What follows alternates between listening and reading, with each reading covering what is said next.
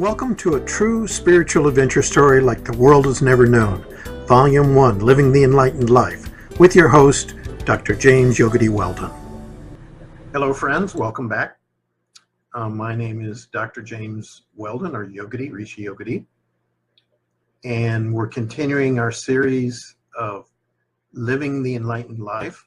First part of this chapter was discussed in the last segment. I've returned back to the United States after being 10 months in a very long, deep meditation state in Switzerland with a group of individuals and spending some extensive time with one of the most well-known spiritual teachers, the Maharishi Mahesh Yogi, who influenced the Beatles and the hippie generation, brought meditation to the West. Hundreds of thousands of people at this point who had taken his program. And I was part of a small group that was teaching these things throughout the state of Florida. So at this point, about 3 of us are traveling throughout the state for about 6 months, talking about some of these incredible possibilities of consciousness that many people would obviously consider impossible. Honestly, we are shocking. People would stay in the lecture hall. They didn't want to leave because there was tremendous energy coming through. Literally, we were taking people's breath away. And the last little scene that I talked about, this, I don't know what, that happened where we were hit by this ball of energy. I remember the reaction of many people at this lecture that they couldn't leave the hall. They were paralyzed by what they had felt, in a sense. And years later, I realized that this is one of the first concrete experiences of the subtle spiritual beings. In the East, they're called angels. In the West, they're called devas. And I realized this wasn't going to be the last. Friends, I wasn't trying to do this.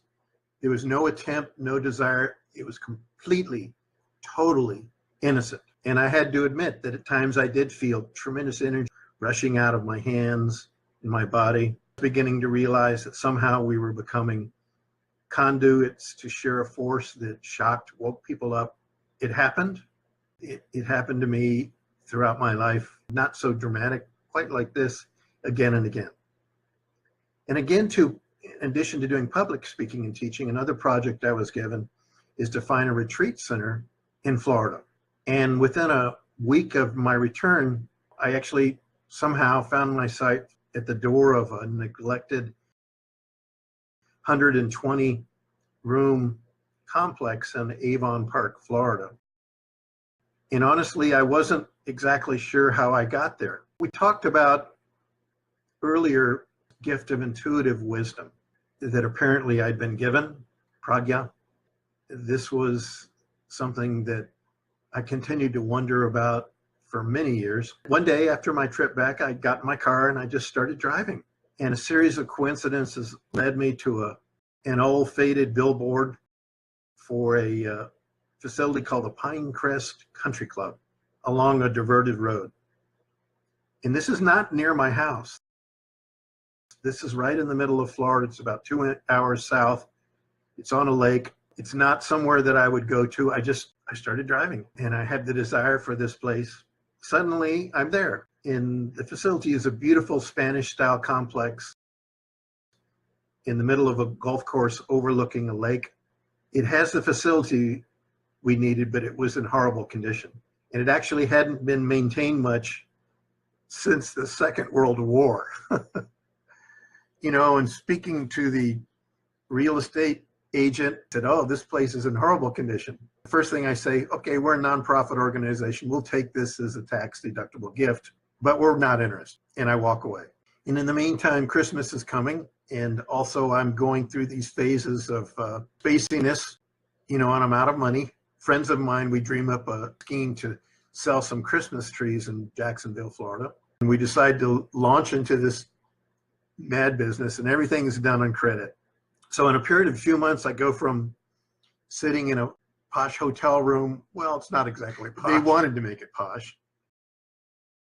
If you remember the story about the mice running through the walls and everything, this is quite true in Switzerland. At this hotel, you'd hear them skittling through the walls and everything, and the building was leaning, you know, So I go from being in this place to sitting in a tiny little trailer in an abandoned gas station on one of the busiest corners in Jacksonville, Florida, hauling around heavy Christmas trees 18 hours a day. So for 3 weeks, I worked the hardest I ever did in my life. At the end of all of this, we make about $500.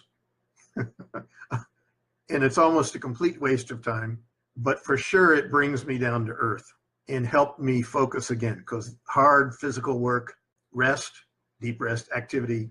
So this was intense activity. So shortly thereafter, the organization, they purchased the facility. We called it Siddha Land. Siddha Land is the Siddha is these perfections of consciousness. And then officially there was a title, Marcy, like these great grand titles, the Florida capital of the age of enlightenment. The four of us move into this huge place, 120 rooms, dilapidated, and we begin to manage renovations. And our basic instructions is to buy some land, set up a kind of self-sufficient meditation-based farming village. We would call it an eco-village now. Between the four of us, we have absolutely no experience in farming or construction or anything. Yet we decide to go ahead. Our little project quickly becomes an episode right out of the Three Stooges. The Three Stooges, where they're bumping into each other and somebody's hitting one person, another person hitting another person, and they're doing such dumb, crazy things to each other. So we were the Three Stooges. And so without the slightest idea of what we're doing, we buy a piece of swampland, unsuitable for farming.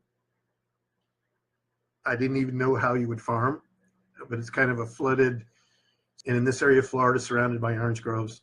But to solve this problem, we decide that we're going to buy a bulldozer. We're going to make some trenches. We're going to drain the swamp. Drain the swamp, drain the swamp. It's really hard to drain the swamp. And we go to an auction. So yeah, we buy the bulldozer first without realizing how we're going to get it home. We bid up the truck far beyond its actual value, but only discover after we buy it all can't be driven. So finally, hours later, to going through all this, we drive away with our pretty heavy bulldozer. It had tracks that were about 3 feet wide. Hours later, we drive away with our bulldozer with a rented truck. I'd never driven a truck before, but the bulldozer was far, far too heavy for this truck.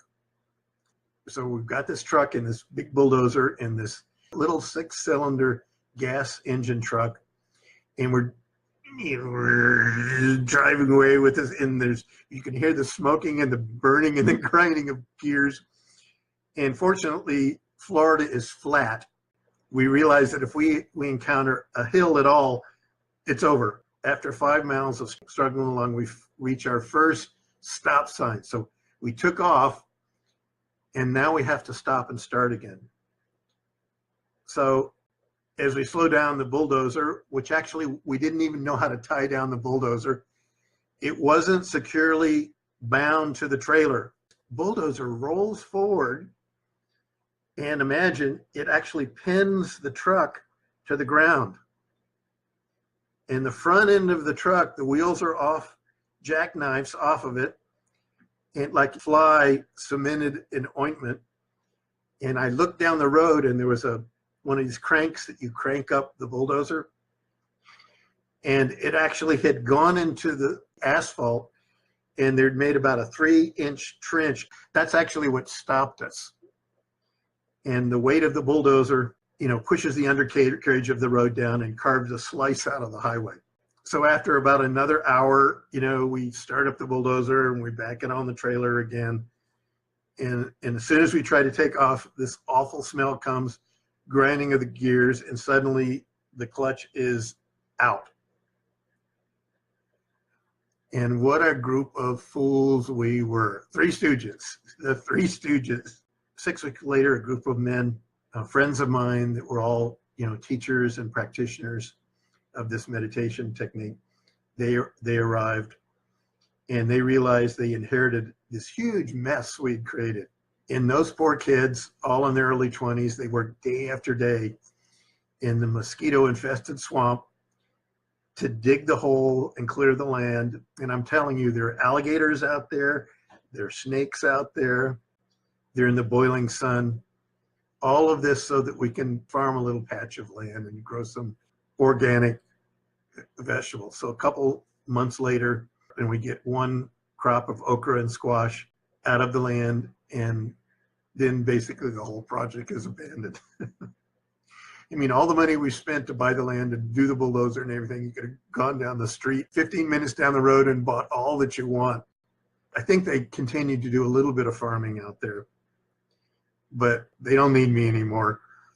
And a small crew of people remains to continue. And I continue to oversee that, and it's used for courses, and there's a lot of meditation. So 20 years later, actually, I returned to the property, and it's still being used. And during that time, thousands of people have come there.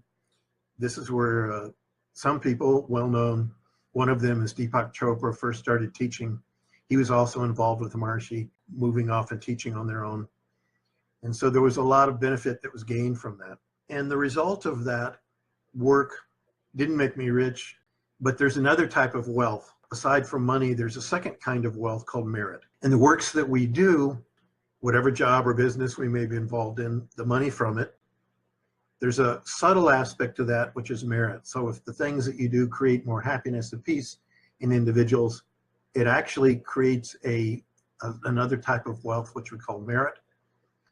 And that merit can help to open the door to consciousness, and actually that merit, that good work, lives beyond this life. You might wonder why things happen to you in your life. It's very complex, why things happen the way that they do.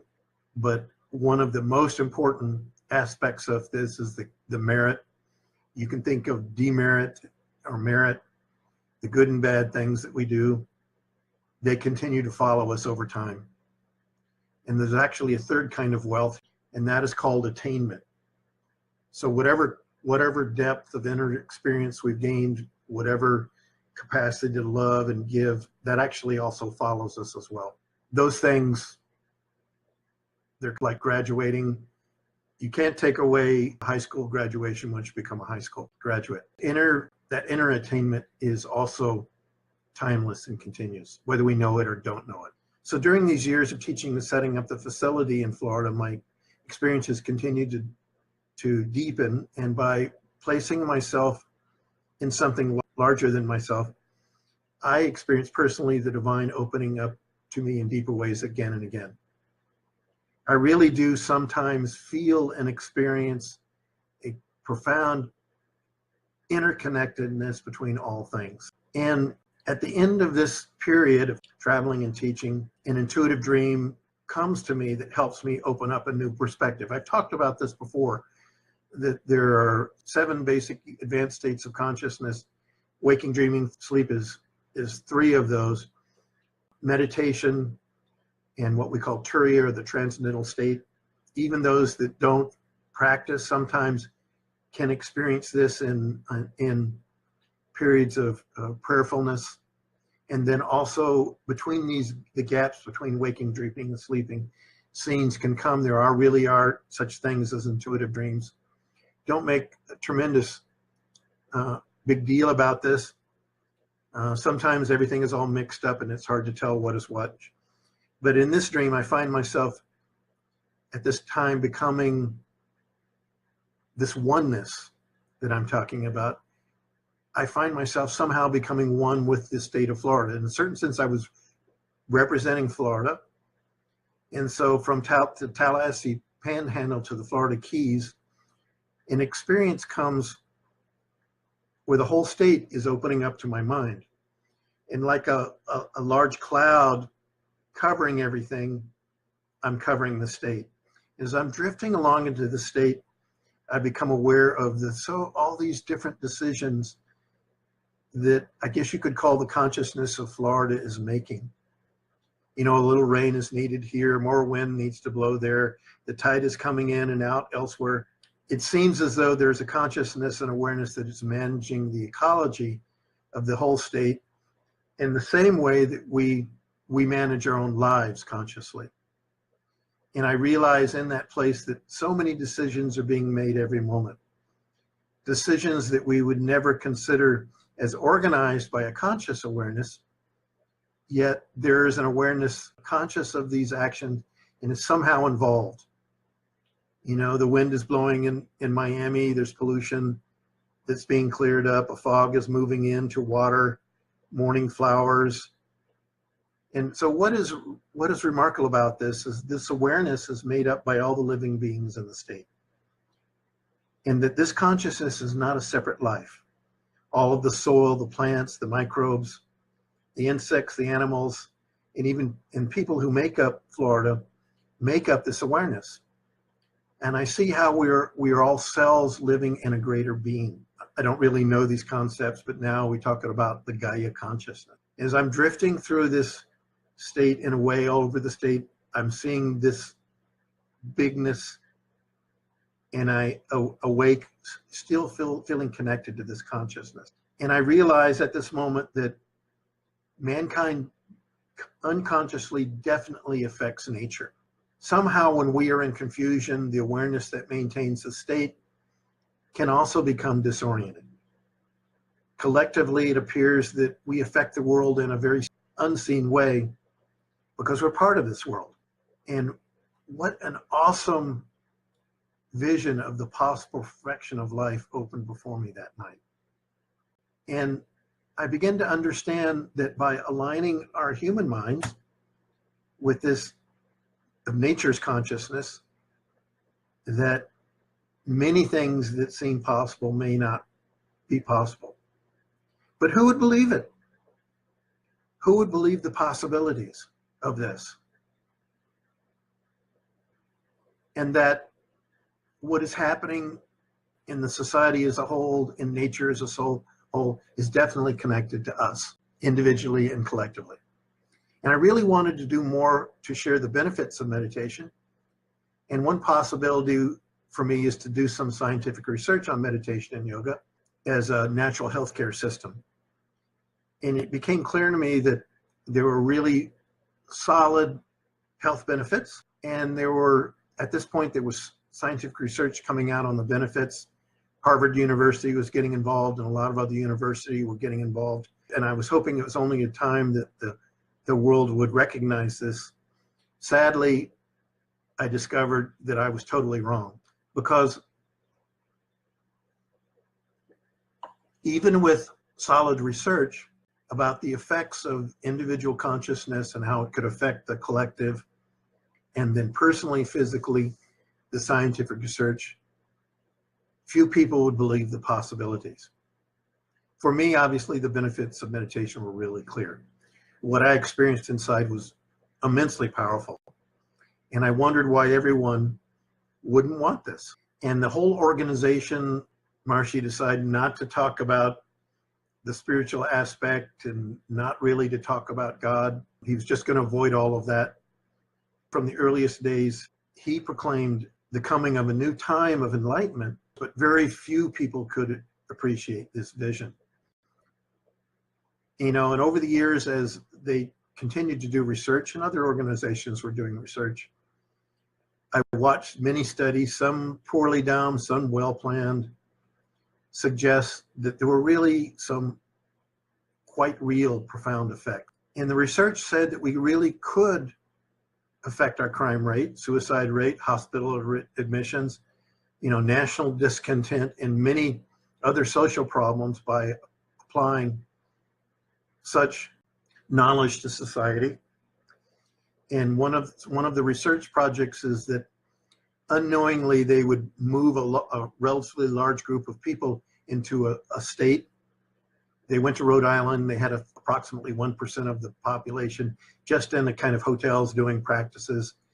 And then independently, they would see, you know, how many head-on accidents, how many hospital admissions, how much suicide was going on, you know, how many shootings, you know, and there are statistical evaluations where you can do independently. Things are statistically significant. You can decide, and actually the research was done, and it showed that there really was a change during those times.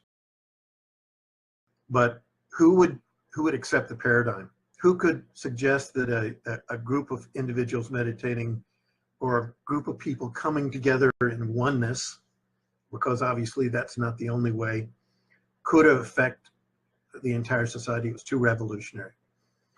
And by the 1980s, a number of people that were interested in doing these practices began to drop off, and I needed to make a living. So all the people, my whole livelihood now all of a sudden disappeared. And I applied to an educational institute in Florida, in Gainesville, Florida, with the idea of teaching some seminars to nurses and health professionals. I'm not a doctor yet at this point.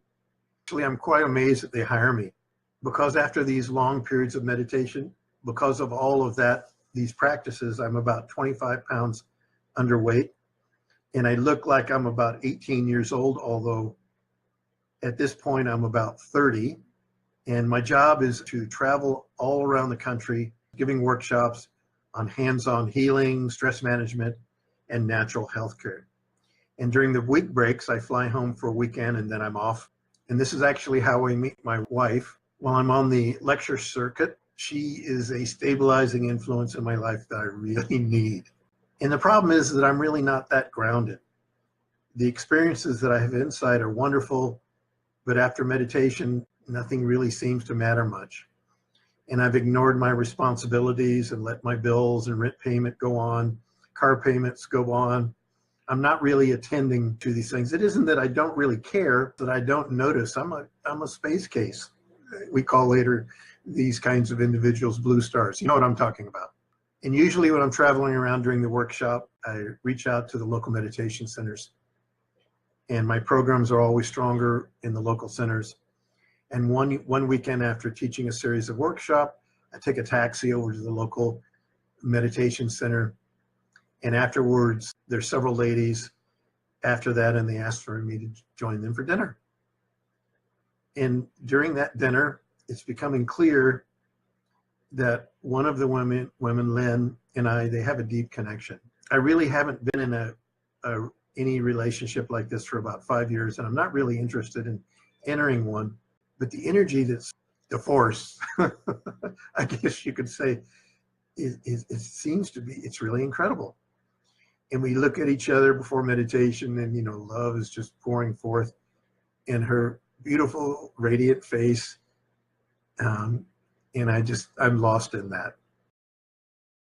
From the beginning, you know, I feel her emotions. I seem to know or feel what she's thinking. It becomes kind of a joke. Sometimes I'm feeling myself inside her looking back at me.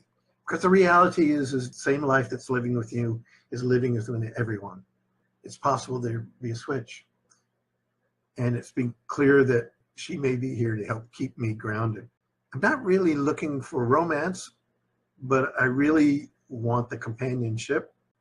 For me at this time, sex is not a big fascination, but my experiences of meditation, at least in my experience, are stronger than that.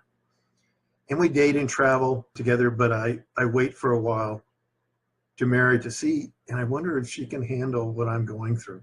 And then after 6 months, we decide to take an extended meditation course together. And she actually was testing me as well. And she was actually told me later, said if he doesn't ask me to marry him, I'm going back to teach school. I said, can she handle it? It was really, can I handle it? Let's be honest. And it was time to create a deeper relationship, but I'm actually too shy to marry her. One evening, I actually proposed to her. I'm too shy to ask her, in a multicolored light display over an ice skating rink. You know, I'm not as known as Yogadhi and all of that at that point. I'm still known as Chip at that point. And as we're skating across the ice skating lights, I put up on the display the kind of blinking billboard. I say, Lynn and Chip are now engaged to be engaged. So I can't even make myself say the word marriage.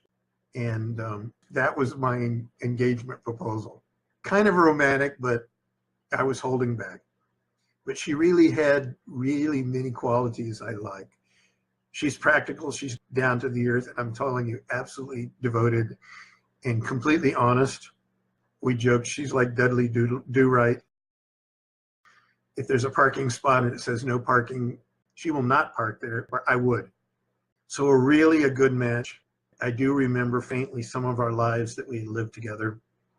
And I really realized that I found my best friend who would always be at my side no matter what difficulties I would pass through. And after our marriage, I moved to make my life more practical. I complete several degree programs in holistic health, decide that I actually have to make a living, and settle down into a private practice. I had become a naturopathic doctor. I've got some degrees in meditation and yoga.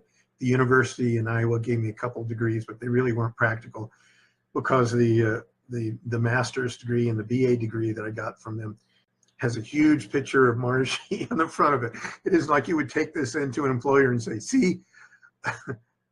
So I decided that I'll seek to learn about healthcare, illness, and it would also help me deal with the frustration of being able to help my father with multiple sclerosis. He passed away and I was unable to help him. Every day I see in many ways that our bodies are really a temple of God. My body is now becoming a mirror reflecting their conditions. Some of these pragya, these intuitive capabilities, begin to benefit me in my private practice. This is about healing. Healing is really important.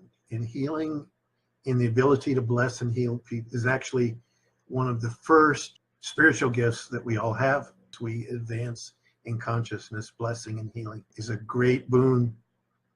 And on the other side, actually cursing. So as we grow in consciousness, we need to be really careful about what we say and do. Part of our job here, every single person, is to bless this world. So take a moment now, return to the heart, and allow yourself to bless this wonderful, beautiful, beautiful world that has been given to you. Bless the difficulties and challenges you've been faced with also. It's easy to bless people that love you, but those that hate you or speak ill of you or have been your obstacles, they are often your greatest teachers. In fact, they are always your greatest teachers. So bless everyone, bless yourself, bless your mother and father, this world, all of those people that have been part of your life. And join me again in our ongoing journey to live the enlightened life, the secret journey, the hidden journey to the enlightened mind. But it is a way that I've had to share, and I do appreciate, I'm so grateful. Go out and bless the world. And it can help ease the suffering of those people around you. So bless this life, bless the divinity within each one of you. We will talk again.